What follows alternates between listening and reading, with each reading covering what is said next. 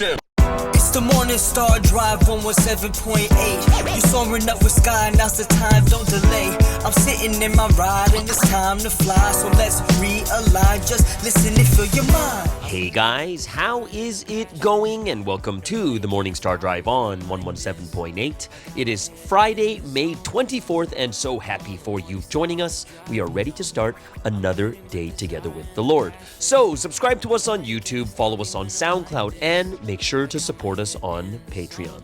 So today we have an exciting podcast for you. We have Until the End with Daniel Baker, the Wednesday Message Word Study, and of course commentaries, updates, and news on what is happening around the world in this history today.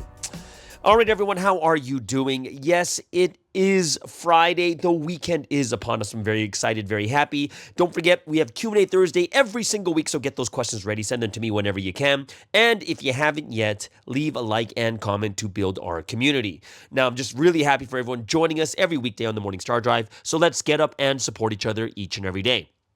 This week's Sunday message titles, we have Make the Field of Your Heart into a Fertile Field, Take Action Without Blemish, and The One Who is Sent Testifies for the One Who Sent Him. Okay, so it is Friday, guys. I am super happy and excited because the weekend is upon us. We get a couple days off to rest, relax, revive, do our missions, do the things that we need to do. I hope that everyone is enjoying their days and looking forward to the weekend. Right now in Malaysia, weather is awesome. Well, it's super humid and hot still, but it's still really nice weather. I got to take this as a sign from God to really transition well in what I do, making sure I make the right decisions with the studio, apartment, such like this. And, I'm just very happy and excited to start things better and getting the answers that I needed to know where I should be at this time and what I should be doing. For Tuesday, it's interesting. I still get comments about Eddie's podcast. And the more I think about it, the more thankful I am that Eddie did this Tuesday podcast. Now, I was thinking before about this is great for Eddie. Eddie can start his own podcast later in the future, or he can become a staple on MSD. But I actually started to think about it, and the reason I started to think about it is because I wanted to be more thankful about the situation, and I realized it's really amazing that I got my first break ever in over 4 years. Tell me that's crazy. I had my first break, and that was because I usually do the Tuesday podcast on Monday. I had like a Monday off. Well, actually on the Monday, I did work on the Wednesday podcast, which actually means I had the entire Tuesday off. I am even more thankful when I think about this, and it really gave me time to, I don't say it gave me time to recover. I don't think it gave me time to rest either, because that's totally not, I've been, I get the weekends off anyways, but it was just very different to be in the middle of the week and getting an extra day off. I was like, man, I should have gotten either the Monday or the Friday off, because then it would give me a longer weekend. But I was like, no. It was actually pretty good and pretty nice to have it. And it was perfect timing for the flight that I had on the way home, because I didn't have to do anything on that day. But it gave me time to just kind of sit back, and it gave me more time to think about the next podcast, things I want to talk about. And like I said, it gave me more time to prep for, because I had the Tuesday off, I was able to prep a lot more for the Thursday podcast, which was yesterday's. And it's a major help. Because usually when you get back, you come back from a trip and you go back home and you have to kind of resettle in.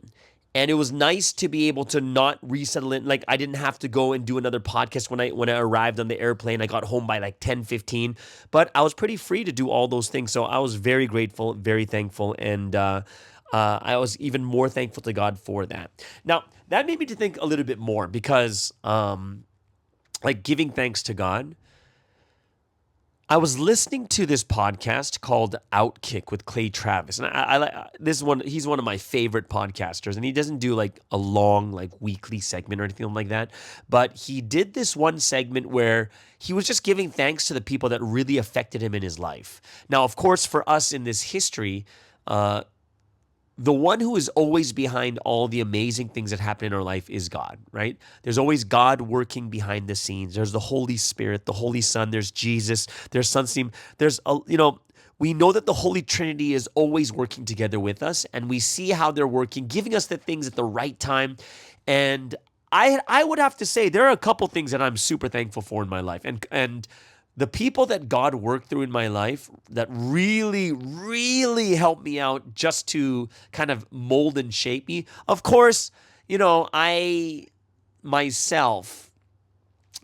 making myself through my experiences, and I make choices, and some things I still need to fix, obviously, right?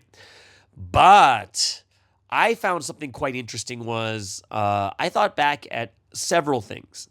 Number one is, of course, I'm thankful to my parents. Like, number one, like my mom just showered me with crazy love, like so much love. You guys have seen my Instagrams, the cooking she does, the way she takes care of me. She does everything. And she calls me all the time. She has like such a massive love for me and my brother, like massive. And of course, the love is greater for me because I'm the younger one, and it's greater for me because I'm just better, right?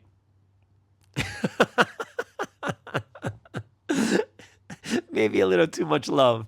But yeah, but I would say that I haven't given enough thanks to my dad.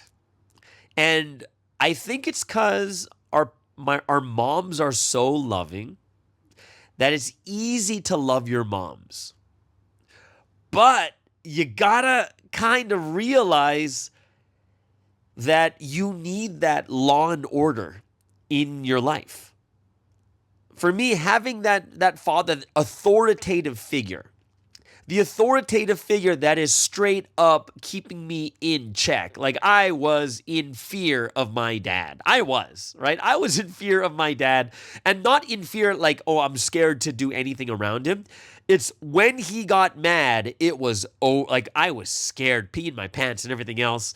And he was authoritative, like not authoritative. He had authority and he had power. And I did not want to disappoint him, and I did not want to get him angry, and that kept me in check. It's kind of one of the reasons that, as crazy as it sounds, because when the authority comes in, when I do something wrong, man, you can't even lie. You can't lie. It's almost like you're speaking to God. You know what I mean? Like, I sit there like so scared, and it's so weird. I could lie to my mom, but I can't lie to my dad. No, actually, no, I couldn't lie to my mom either. But yeah, it's interesting because you think of all these things you want to tell your parents and lie to them, but once the dad is angry, he's like, tell me the truth. You're like, oh, okay, I did it. I swear I did it. Kind of, you know what I mean? It's so interesting where you have a father figure that's like a God figure. He symbolizes like the head of the household. He symbolizes God, right? And I am more thankful right now because my dad had that authority. He spanked me. I got like the spankings when I was really, really bad. They weren't like gratuitous spankings where he just spanked me for no reason. It was only when I was being a total idiot, right? And I deserved it. When I look back at the things I got spanked for, I deserved it. There was nothing excessive. The only time it was somewhat excessive was the last time I got spanked, and that was with a golf club. Yeah. No, a hockey stick. And it wasn't like detrimental where my bones were broken. It's just he struck me on the back of my thighs, which is very, very hardy and it's very thick. So it's not like it's going to break my bones, but still it was, it was pretty nuts. And I was like, yeah, it was scary. It was the last time I ever got spanked. I think I was 14 or 15 years old at that time. And when I look back, I am thankful just to have that authority in my life. It is that father figure, that godlike figure that you kind of have that fear of, that authority over me. And I was just like, wow, I'm thankful, really thankful to my dad, right? Probably another person I'm really thankful for that God worked through in my life was my first pastor. My first pastor was Pastor John, PJ, the voice, the one who does all the translations. And God really, really worked through him because he was someone I was trying to emulate and be like.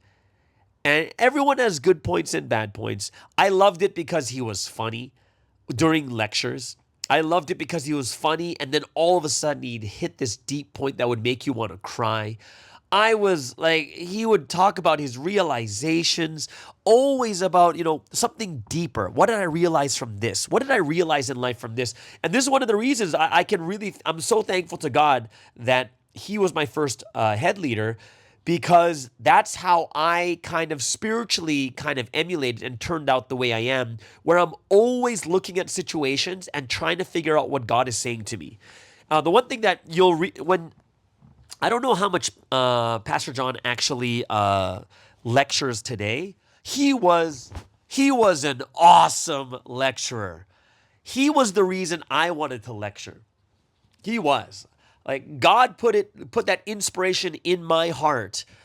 You need to be a lecturer. And it was every time I saw Pastor John preach, or not preach, lecture, the 30 lessons, it was hilarious.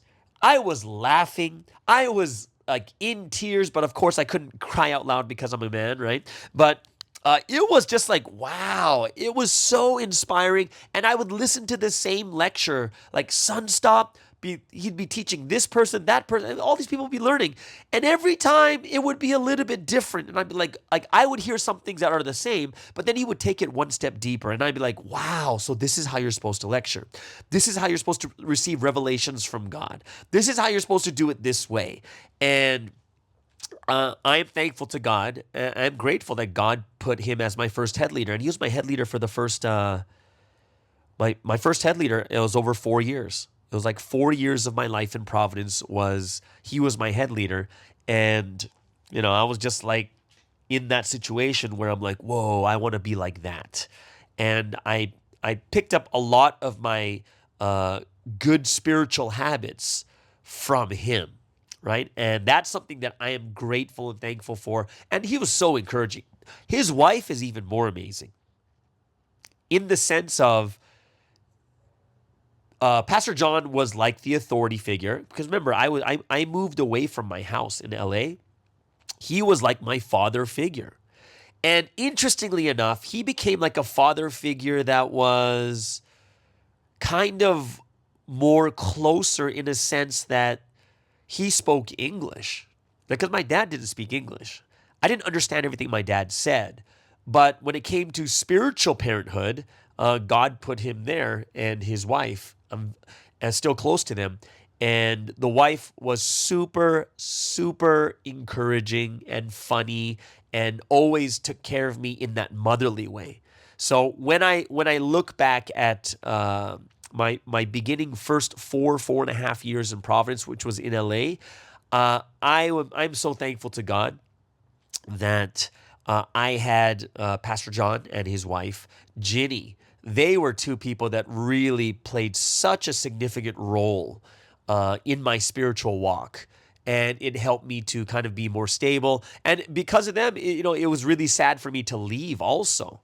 And I'm just thankful because they were probably one of the, when you're growing in faith, especially in the beginning, your leadership in the beginning for me, well, in my thoughts, I'm like, yeah, it played such a heavy role that this is why I have those spiritual habits or spiritual thoughts that I have right now. And that's because, God put them in my life there too. So I was like, wow, I've had some good raising physically and spiritually. And then, of course, there's a lot of people that were affecting my life here and there. But after that, I began to kind of become the teenager. And I was over there in Vancouver for 3 years before I became a missionary. And then I started traveling everywhere. And this is where I wasn't in one spot more than 3 months. From like 2005 to 2011, right? So that's like 5-6 years, just moving, just roaming, right? Helping church to church. And I would say that that was more of the teenager wandering experience of my spiritual life. Wandering meaning I was trying to searching and finding myself. I would make mistakes. It's like going through puberty. You get this ultra confidence, but you make mistakes and you're trying to do this and that. And I think it was a very good time for me, and it shaped me a lot. And then eventually I went to Korea for almost 5 years, and then I went to head lead for almost 4 years. And then after that, for the last 5 years, pandemic, we had 2023, and I've been a little bit more free, kind of retired. So that first 21 years of my life was straight up full time and in ministry, and then the last 5 years have been kind of, as weird as this sounds, it's been my retirement. Retirement from official missions and duties, if that makes sense. Does that make sense to you guys? I'm not in an official capacity. I'm not a head leader. I'm not in HQ. I'm not anywhere else. I'm just doing internet ministry, and I've been doing internet ministry for a while now. So I would say that I've been kind of in retirement, not in the system for the last 5 years, and that's why like MSD and the Rebel Pastor have been such big things that I've been doing a lot. So I just wanted to pay homage to the beginnings, right, that I've had in my life that really played such a central role to who I am right now as a member in this history. And I do know that as time goes on, there's going to be more and more people that affect my life, and in a different capacity, because they won't be like parents. They'll more be like people at the same level or mentors. And of course, all this is, you can kind of see God's footprint in all the different things that all the different people that he put in my life. And I can't help but just give thanksgiving to God completely, 100%. So yeah, that's something that I was very, very grateful and thankful for. I was thinking about this because I was listening to a podcast where he was talking about the beginnings of his life and the people that really affected him in the beginning. So I just wanted to bring that up because I thought it was really cool that he's able to recognize and be even more thankful because of it. Now, for me, I'm not sure what it is, guys, but do you guys feel this? I feel this for 2024. Yes, the beginning of the year, we're just kind of, we had like the hangover of 2023. And then after 316, around April time, this is when you kind of get to see more hope. And the feeling I'm having for 2024 is I feel that 2024 is a big year of blessings.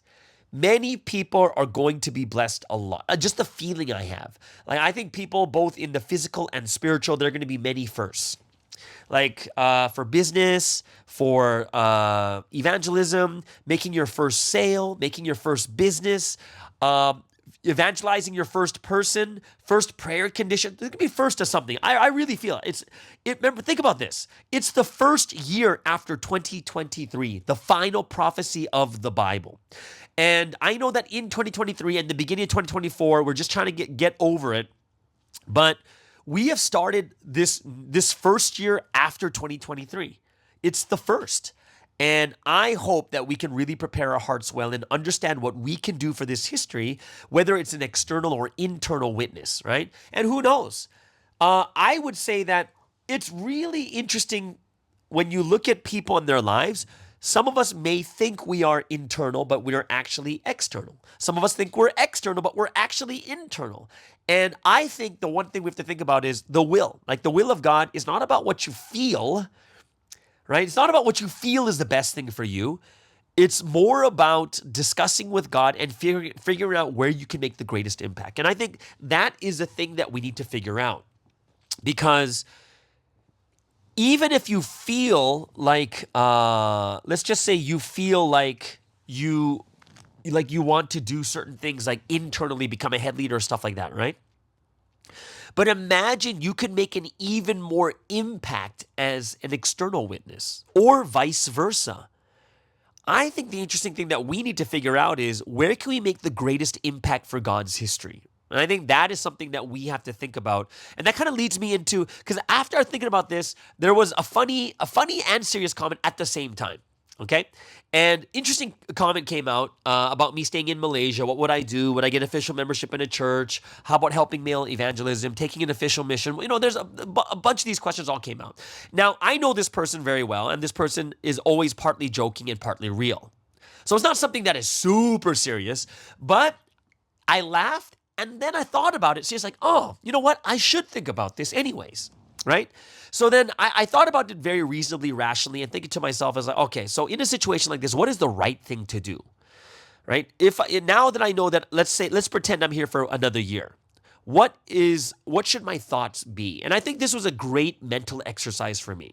Okay, so remember, this comment I know is partly serious and partly joking, so it's not like, oh my gosh, what is this person trying to control? No, no, no. I know this person. This person always has good intent for me. Okay, now I thought to myself, it's like, oh, what would I actually do in this situation? And after being in Providence for 26 years now, and running for full-time ministry for 21 years, and now the last 5 years being more of a freelancer or someone in retirement, whatever you call it, right?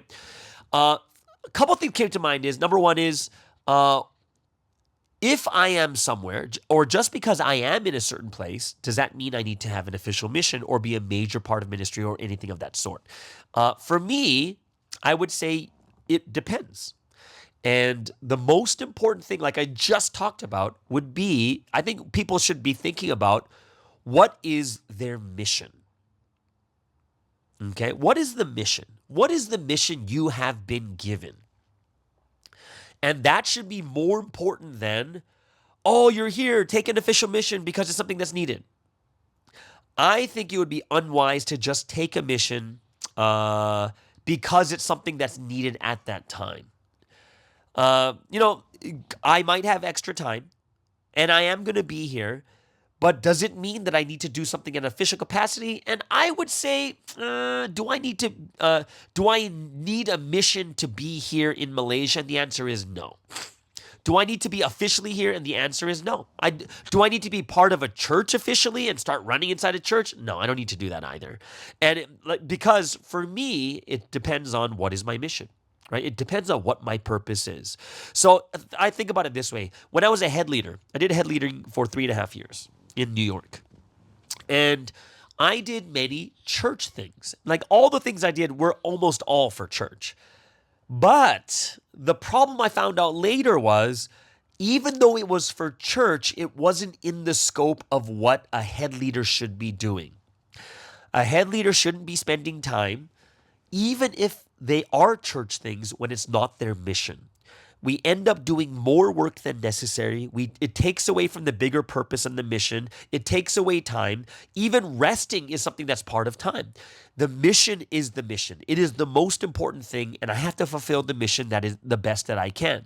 Taking an official mission is a full-time thing, and it's something that's not just done because I have time. You know what I mean? So I was like, yeah, I think, remember, this is not, this is just a mental exercise that I was thinking about, like, oh, should I take this mission? This is, what can I help with? But I was like, officially, no, because I already know what my mission is. So the most important thing to me, or to all of us when it comes to what should I do next, is, what is my mission? Like, what is the thing that I'm going to do? And this is something I'll tell everyone who wants to be a head leader or someone who wants to get into leadership. Like cleaning a church, you don't need to be qualified. You just need energy. You just need to be living. Then you can clean and do setup. But when it comes to leadership and leading people, I would say that you can't just all of a sudden say, yeah, I'm going to be a leader. No, you have to be qualified or get yourself equipped to become a leader and then take that mission kind of thing, right? The second part of the comments was the one that I thought was more interesting. And this is something that I've heard many times. And the interesting comment is, and I think I might have said this before too, is it is unfair to ask females to evangelize males.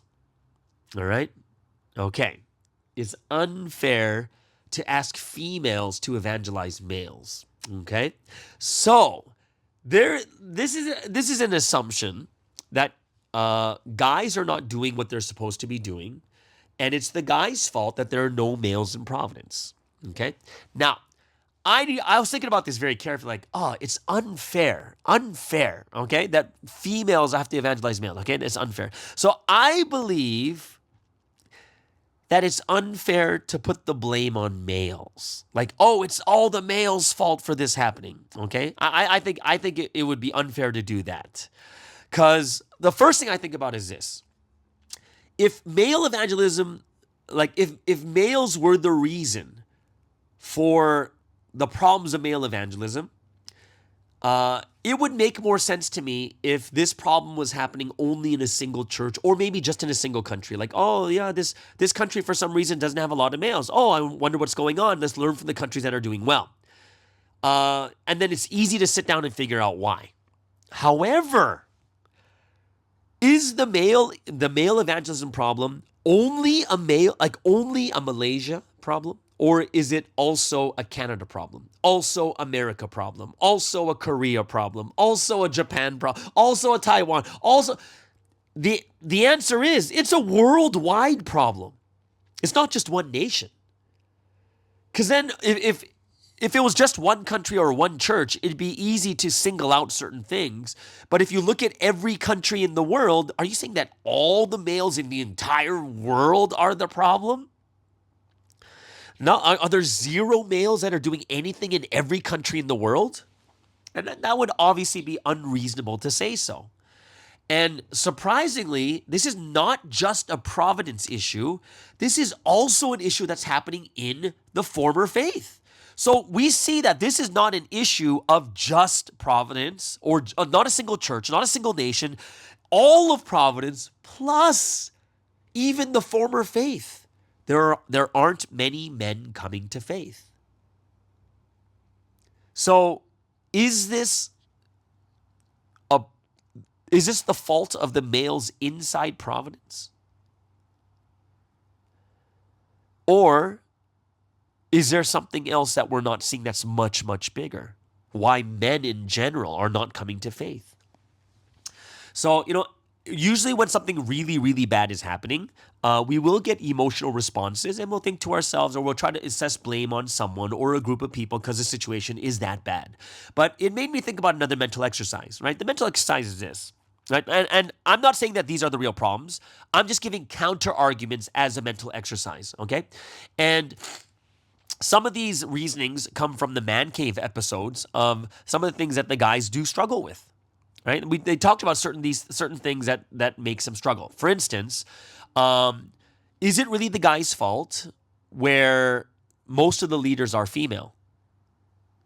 And if most of the leaders are female and running the churches, how about maybe the females are not handling the guys properly? And then since the leadership are mainly females, shouldn't we blame the females instead? Other guys are like, hey, Providence at one point became way too feminine. And some others people said that men feeling emasculated by female leaders who are too dominant and create an atmosphere that's not conducive to males, right? And the only guys left are the ones who can put up with it. Like, remember, it's strictly mental exercise. But would it be fair to say that this is totally the fault of all men in Providence? Like, the males are the issue, so males aren't doing what they're supposed to be doing, so now it's all the guys' fault. Like, I don't think we could actually say that. And the two big reasons are, number one is it's an entire Providence problem, every country, plus even in the former faith is happening. So this is something much bigger, right? And the other thing that I would say is the majority of churches are led by females, right? So when I look at this, I'm like going, okay, so if this is the case, then could we just oversimplify and break it down to it's the guy's fault and it's unfair for women to evangelize guys? I'm not sure, right? I'm not sure if it could be simplified to that point. And I would also say, and this is my funny point. This is my funny, serious point, because this is a good friend of mine, and they were, she was talking about like, there needs to, you need to help this, and this, yada, yada, yada, right? And I understand where this person's coming from, so I'm not taking this seriously, but I can say this for the future. The male evangelism situation is not a situation where you can throw someone into the mix and everything will be better. It's not something that one person can solve. And in the future, because I think that this happens a lot, where people in Providence, or I would say people in the world, we must be careful not to have like the savior complex. The savior complex is everyone is waiting for that one person to solve everything, right? Because in one sense, imagine, remember, I understand that this was partly joking and it was partly funny and stuff like that too. But I would say that when it comes to this, I can see this happening seriously, where people are expecting one person to come in and save everything, and they'll put the entire burden of male evangelism onto that person or something along that line. And of course, I agree, male evangelism, it is difficult. There is a problem, but who's the one to save it, or who's the one to take care of it? It's going to be an every person effort. All people have to be involved with this too.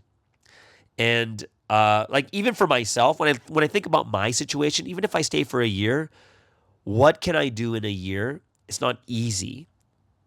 And I don't even know, like for myself, I haven't even prayed about this.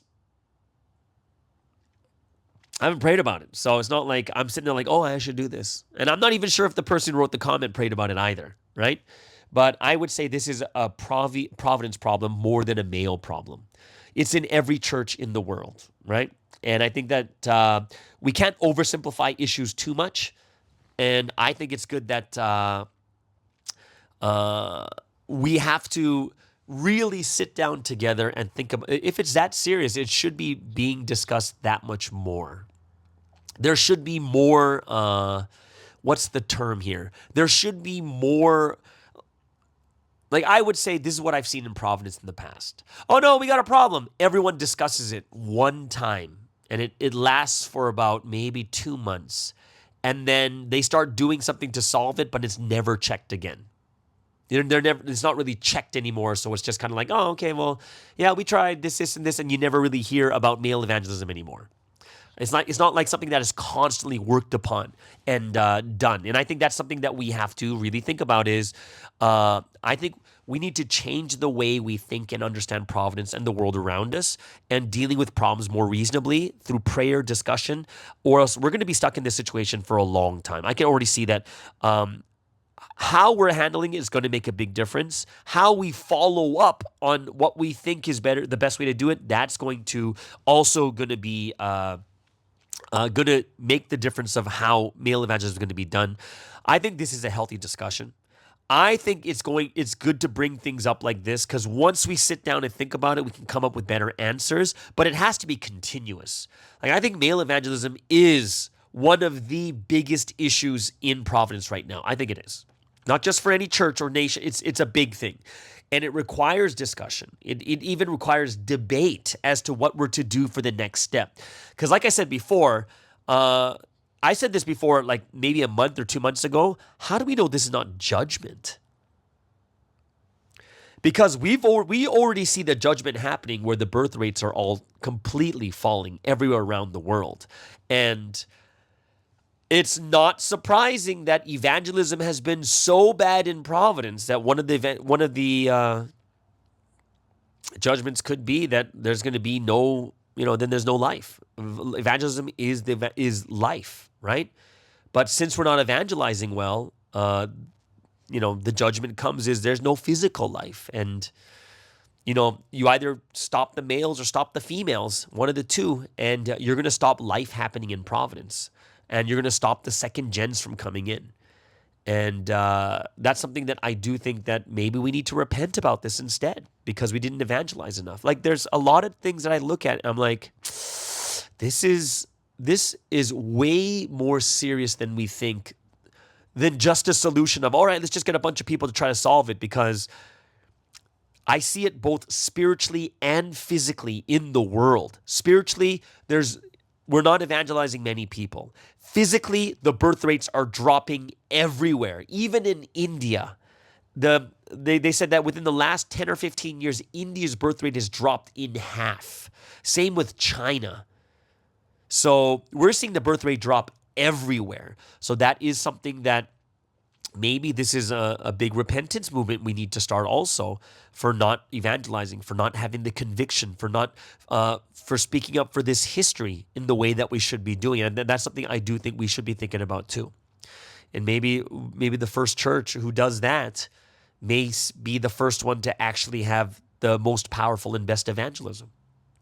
Because from the looks of everything we see, it looks like it's a judgment. It really does. And one of the big lessons you learn from the Elijah and the Raven's food is a spiritual problem causes a physical problem, right? The spiritual problem was idol worship. The physical problem that stemmed from that, which caused a physical problem, which was a famine, a drought, no rain for 3.5 years. So here we have no spiritual life in Providence. And now we're seeing it's going to be no physical life or births in Providence because there's not enough males. And then on top of it, look at the entire world, where you see physically in the entire world, there are not many births going on, and the world is shrinking at this time. So it is things we need to think about at every level, from the physical to the mental, and also all the way up to the spiritual, because this problem could be happening from a spiritual issue that we might have caused, right? So that is something that I do think we have to think about deeply also, all right? So yeah, that's a couple of things that have been on my mind, I've been thinking about too.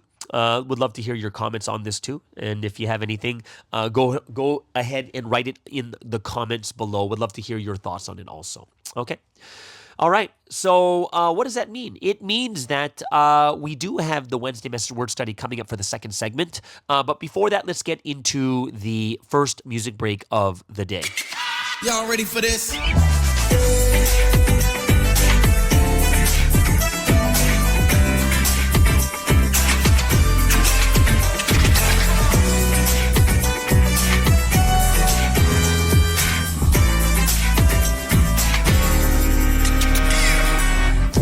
Shown you love me with things you've given. You know I love you. I'm already singing about the stories that we have together. It's here forever. It will only get better from now on. Everything that you've given, I'm so grateful. Let me show you my love, 'cause I'm so thankful. Let us dance on the streets. Let us rock to the beat. Show me how you feel about me. Watch me move my feet. You're always on my mind. I can feel it in my heart. Everything's alright, 'cause you're not so far. Please take my hand and love me through a dance. I wanna show you my love, so give me a chance. We have stories of joy and pain, but that's okay, 'cause that's like dancing in the wind. And I will say it again, I'ma dance with you. I'ma dance with you. I'ma dance with you. We can move to the beat, our love so complete. I'ma dance with you. I'ma dance with you. I'ma dance with you. We can groove to the beat, our love so complete.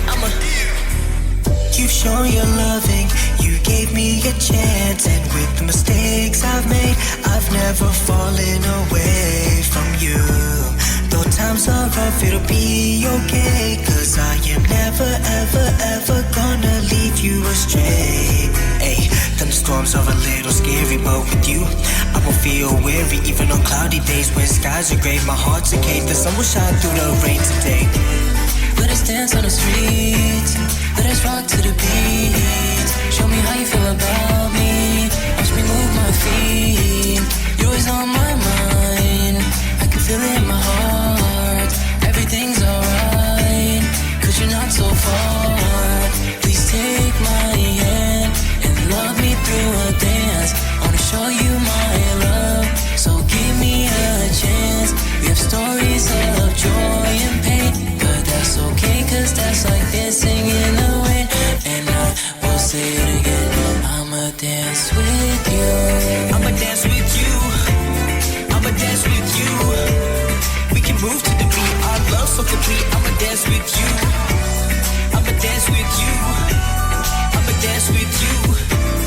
We can groove to the beat. Our love so complete. I'ma dance with you. All right, so let's get into today's word study. And every Friday we do have the Wednesday message word study. And what a message it was. It wasn't very long, but it was definitely very hearty, right? Very hearty as in when I was like thinking about what things to talk about from the Wednesday message, there was too many things. I was like, whoa, I highlighted this, highlighted that. I highlighted tons of things. I was like, man, there's so much good stuff coming from the Wednesday message. Now, the Wednesday message title is Whatever It Is, Invest in God. And it was kind of like a different message, and I was a little bit shocked by the scripture because I was like, oh, how come Sunstop came out? But as you begin to realize through the first half of the message, you're like, oh, it's a total Sunstop message. You can use so much of this stuff in Sunstop, right? So whatever you invest in God, He will give what He needs to give when the set time comes, and I think that's the key point. The key point is you're going to get back everything that you've done, but when the time comes, right? When the time comes, right? So it starts off with, I believe it's 4 different ways that you can invest in God. And I like it because it talks about both the spiritual and the physical. Like, for instance, number 1, how do you invest in God? Evangelize. Evangelize a ton of lives. Teach them about God. Lead them to believe in and love Him. Doing work pertaining to this is investing in God. So evangelism, that is investing in God. Another way to invest in God is to fulfill the purpose of creation, right? Which is basically listening to the words, taking action upon it, and this is also an investment, okay? So love God, the Holy Spirit, and the one they sent, and listen to His words and take action upon it. So you could say number 1 is evangelize. Number 2 is to listen to the words and take action. The third way of investing in God is taking action on righteousness for God, the Holy Spirit, the Holy Son, and the Lord, and that is investment.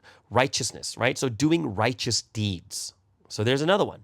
The third thing you can do is righteousness, doing what is right. The last one, number 4, is investing materials or money to God. Okay, so money invested in God was used for God in various ways at each appropriate time. For some, they gave it to the poor to help them, and we also used it for the ministry we did for God. So here He is, like it could be done in multiple ways where sometimes it's not even direct to church, where even giving to the poor is investing in God, right? And that's something that we, sometimes people might think to themselves is, oh, I'm only investing in God when I give money to the church. And what God is saying is, no. There's many multiple ways of doing it. And part of it is, if you give to the poor, there's another way of doing it, right? And another way is ministry. So people who are helping out with ministry in some way, the people helping out in church with ministry, ministry obviously is to help evangelism. And I would say even now, one of the big things that people are investing in is the same as even internet ministry. That's another investment that people do for God, right? So that's why I would say even the people who are doing Patreon, they're investing in God. They're literally investing in God. And I was like, yeah, that makes sense. And this is something that people should look at and not feel like, oh, this is something I'm doing outside of church. No, it's for internet ministry. It's investing in God, right? And of course, there's tithing. And tithing is a normal thing. And I hope that everyone is tithing. It would be a shocker to me. It is quite shocking if you don't give tithe. For me, I'm just like, it doesn't matter how poor you are. It doesn't matter how rich you are. If you're not tithing, there's a problem, right? There's a problem with faith. Why would I say there's a problem with faith? Not only is it because God commands it, but it's also a sign that I trust in God fully. Hey, God, I don't have much money, but I do know that if there's anything or anyone I should be giving my money to or investing in, and it's tithing, it's for God. And if people think too physically about it, they're going to be thinking about, well, where's my money going to? What about this? And of course, that is something that is important. I do think it is, but it shouldn't stop you from tithing. It shouldn't stop you from tithing because tithing is something that happens also from the heart. And there's many ways, let's just pretend that there's a place where they're completely misusing the funds. I would be giving my tithing to another church. That's what I would do. If I found out that there was complete misuse, Actually, no, I wouldn't do that either. Yeah, that's being a little bit too thinking too emotionally. Because I know that people, when it comes to money, it's a very emotional thing. If there was misuse in funds, we would try to fix it. I wouldn't stop my tithing at that church. I would actually try to look for the problem and actually fix it, right? And then I think, yeah, that's probably the most reasonable thing to do, because, yeah, that wouldn't make any sense. Because sometimes you'll have a single person that causes a lot of problems or steal money or something along that line, and it's not the entire church, right? You just need to switch that person and you can continue. You know what I mean? So, sorry, I spoke emotionally at that moment. Yeah. But, and this is about investing in God in multiple ways: evangelism, listening to the words, putting into action. What was the third one? The third one was doing righteousness, right? And then also investing materials or money to God too. These are all things that you do for this history. So I think it's something that it's one of the most appropriate ways to invest your money, right? Now, when you invest in God, the word is saying to us that there's a time, a set time when you get your money back. And as all of us invested our life to God, we've invested a lot of us, we've invested our life to God in many different ways. It doesn't matter if you're a full-timer. It doesn't matter if you're a blessed family. It doesn't matter if you're a JS or SS or campus. We have invested time. Like, even when I look at some of the campus at the churches I see here in Malaysia, they put so much time into church. They're doing praise. They're doing dance. They're lecturing. They're at church doing all these missions. They are doing amazing things all the time. They are. They're investing their life in God, right? They're investing with the one that is sent. And a lot of the times, the younger people be like, I don't have any money. And the answer is, yeah, you might not have money, but they're giving their time. And as the message said, time is money. So invest your time to God also. That's part of it, right? So when you look at the way Sunstein speaks, Sunstein's like, when I use my time for God, he blessed me. So when I use my time for God, God blesses me with time. What does that mean? What does it mean? It means that when you put your time to God, God blesses you with time by doing what? By giving you an abundance time, by helping you to do the necessary work, giving you wisdom, making miracles happen, so that something that would have taken 10 hours took only 1 hour. That is the blessing of time. That's the blessing of time. God didn't let Sunstein use any of his time unnecessarily at all, but he did only official work for God, right, for this history. So he was blessed with more times, spending 10 times more than others. And this is why you look at how Providence has grown to this stage, because of all the efforts and work that Sunstein put in. And this is why us too, whenever, wherever, give your time to God. That's like living your lifetime to the greatest and longest degree, because God will give you the blessings. He'll make the miracles happen so that you will gain time back, right? The wisdom, how important is wisdom, where you can do things in a better way, where you can do things in a faster way, not wasting your time on things you don't need to. And, another way that God gives us time, which I think this is one of the big ones, is allows us to take action right away, quickly. Right? I think those two things are awesome. Number one is, a lot of times people take time for them to start something, but if God gives you the heart, you start it right away. There's one thing, he makes you start right away. And number two is, he shortens the time by making you do only the necessary things. And I like this one point where Sunstein's like, oh yeah, and God led me to not act on some things that caused harm. So God is leading us to gain, but as well avoiding harm. How great is that? So this is something that I think this is almost the most practical way of doing what? This is the most practical way of doing Sunstop in your real practical life. And all it takes is for us to invest in God. That's it. Just invest in God. And I think that we will see, Sunstein is the greatest example for that. All the things that he's accomplished in his lifetime, he's accomplishing what 100 people could accomplish in their lifetime, what he's doing. So I think that we have to be those that are even more thankful, but realize that sometimes we think it's very counterintuitive, because the way something put it is, hey, when I didn't invest my time in God, I invested in the things that I thought were important. But in the end, I was doing a ton of things that weren't even necessary. So I actually lost time. But when I do things for God, I actually gain time. I get the things that I should be doing. It's like, it's so counterintuitive, because we think to ourselves, oh, I'm spending so much time for God, so I don't have the time for the other things that I need to do. But God's like, no. You invest your time. I'm going to make sure that these miracles can happen. You're going to get the wisdom so you can do the work that you need to do a lot more quickly and better too.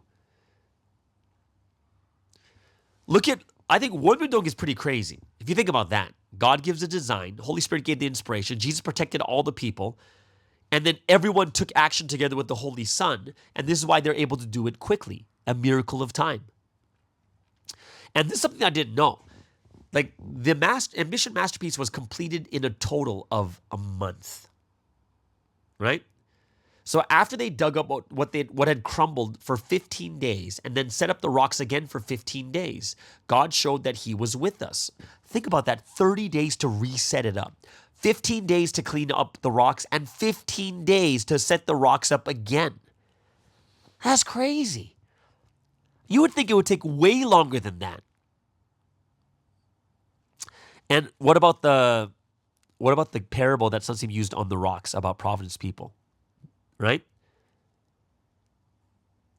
With Providence that has crumbled down too, we will make it better, and we'll make it again majestically, beautifully, and wondrously in the greatest way.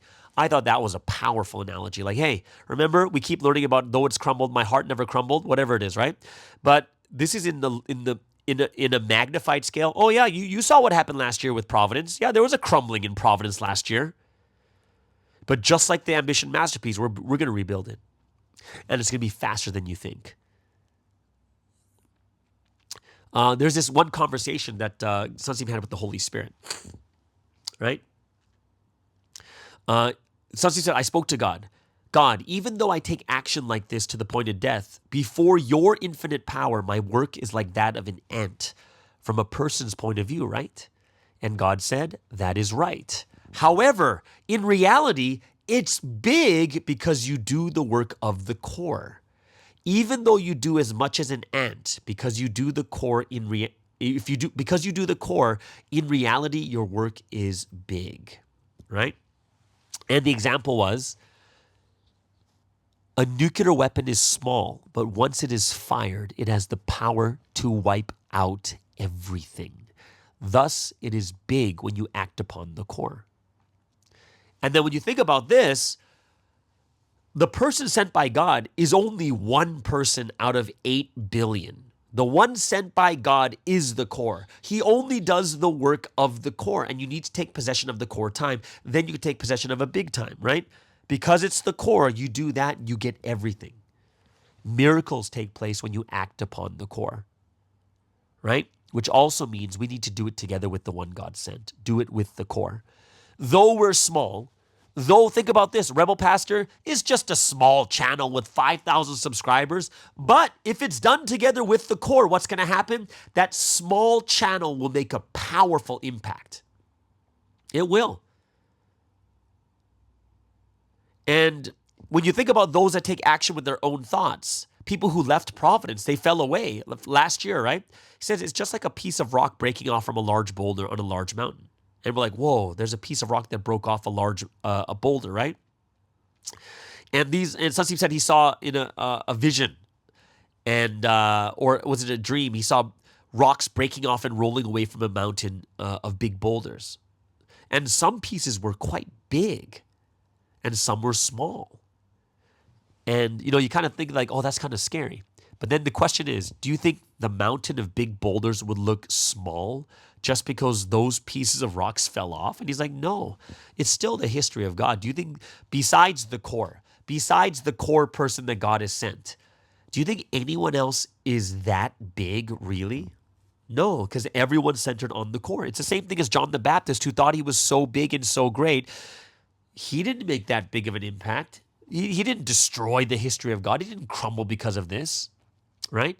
And that's what we have to understand here is no single person is making that big of an impact except for Sunstein. Because even the one that left, KJS who left, the only reason she was big was because of Sunstein. Because Sunstein was backing her, because she was working together with Sunstein, this is why it was actually working. And this is something that I looked at and said, yeah, that's the whole, even her core is the 1 cent. So you take her away, God could work through someone else. But you take the core away, then you can get a billion people and it still wouldn't make an impact. There was this point where Sunstein was asking the Holy Trinity and Jesus just to give him wisdom so that he could realize on his own. And he said that he got these proverbs of wisdom and intelligence. And one of them I thought was very, very deep was, this is the word he was given was, people who realize only after everything is spelled out for them are those who are small. They drink milk. They cannot properly eat the solid food of the time period. Also, though they see and hear, they do not study about the word of life, and they see and hear with no interest. This is for people who don't realize on their own. And I'm going to tell you this. Don't be upset or don't be down on yourself because you don't realize on your own yet. Because it takes time. It takes time and effort. And I would say your first 3 to 4 years in Providence, you're learning the ropes and you're not going to learn as well. You're not going to be like, oh, like, how come I can't realize this? Why? Because you're still learning. It takes time. So don't be discouraged and don't feel down that, oh, I haven't reached that. Does that mean I'm small? And the answer is yes, you are small because you just got to Providence and you're growing with time and you're growing to become bigger and bigger. And that's okay. If someone's a baby, it's okay to be small. But if you're a teenager and acting like a baby, that's a problem. If you're an adult and you have the mind of a baby, that's a problem, right? But those of you in your first 3-4 years in Providence, you're still like, you're growing. You're like babies in faith and you need to grow a little bit more, right? That's okay. So it's not, people don't need to get discouraged and like, oh no, don't do this and that, right? I think it's something that we have to really open our hearts and our minds to also. Right, so I hope that's something that we can really understand the good reasoning behind the words also. Here was something that I thought was really interesting and deep. It said, in each region in Korea and in each nation around the world, there is God's temple. God's palace. However, the core location is Wolmyeongdong. And that made me think is, wow, every country has their palace, right? So it made me think like, what about your country? What is God's palace in your country? Like even here in Malaysia, there's obviously that huge CMC church, which is God's palace in this country, right? It's huge. It's got its own gym. It's like the centerpiece of Malaysia when it comes to churches, right? And of course, I guess in a miniaturized scale, Korea will have that church. It could be Gwangmyeong. It could be Whitestone, right? Like that palace there, right? But obviously, it's going to be, the big one's going to be in Wolmyeongdong. That's for the entire world. I was thinking like, oh, in America, they have this really nature 10 acres of God's palace over there in Athens, Georgia. I was like, wow, that could be God's palace there. In Canada, God's palace would definitely be the only church that is bought there, right? So you got to kind of see that, wow, Sunstein is saying straight up in each region in Korea. So that means there's one in Daegu. I saw that church. I went to visit that church. There's one in Busan. There's one in Seoul. There's one here. There's like one in every region. There is God's temple, God's palace. Right? And in each nation in the world, because, the nations in the world aren't big enough as Korea to have that, each region to have their own palace, right? But I thought it was quite amazing. I never thought about it that way, that every country had their own palace. And I was like, wow, we should be so thankful and blessed, like especially like being in Malaysia, having CMC here, that building that is bought, that is God's palace. That's crazy. That really is. And it's something that it's such a blessing, right? Even in America, in probably Taiwan too, you're going to have that God's palace. I think it's probably going to be the Lord's Victory Church. This is just my feeling, my thoughts, right? I don't know. It's just from what I've seen so far. But it's quite amazing that this is all working there. And the way Sansi put it is like, yeah, every country has God's palace and God's temple. Then the last thing I did want to talk about is when Sansi talks about God's lives. Right, or evangelizing lives. And I think it's something that was coming on this message many times for the Sunday message, right? When you're evangelizing lives, select the chosen ones who are like a good field. Figure them out as if you are choosing and checking someone to be your counterpart of love. So, if you're checking someone to be your lover, make sure it's, you're going to be very careful of who you marry. In the same way, find the chosen ones who are coming to this history. Check them completely, whether they are fruit rotted on the inside or someone who is a troublemaker. And that makes sense when you look at all the things that have happened over the past 45 years. There hasn't been a lot of checking going on because there's a lot of troublemakers and people that, fall through the gaps. And that's something that's part of our responsibility. Yeah, so, there's a lot of times, like Sansim talked a lot after this about being rotten on the inside, but only looking good on the outside. And Sansim even, remember what God said Sansim had a dream and God said, the field that is rotten on the inside are people who used to follow providence, but now give the biggest headache and harm. Right? So, it's not about the outside. That reminds me of 1 Samuel 16:7. Don't look at the outside like people do. God looks at the heart.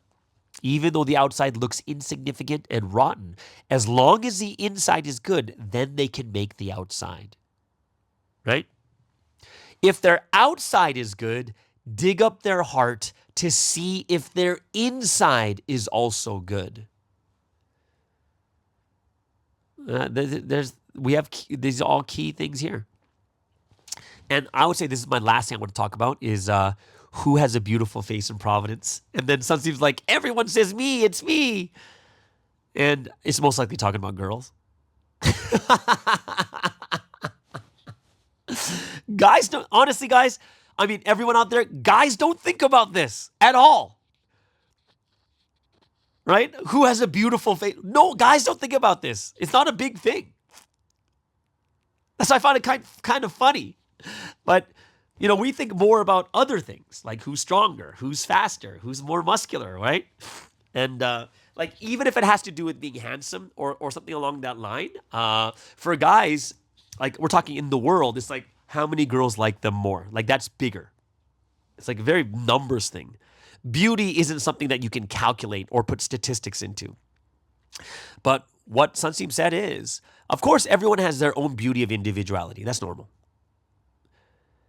But those who are really, really pretty are those who drink the bitter cup with the Lord. That is so deep. Mark 10:38. You don't know what you are asking, Jesus said.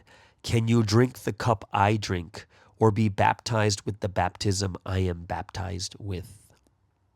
And I leave you with that thought. Can you drink the bitter cup with the Lord?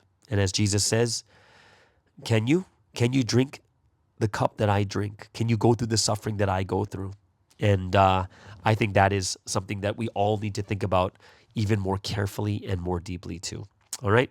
So there it is, guys. That is this week's Wednesday message word study. I hope it's something that you guys very much enjoyed as I did. Have an amazing and if you have any other things, comments, or things that you want to add, go ahead, put them in the comments below. And before we get into Until the End with Daniel Baker, let's get into the final music break of the day.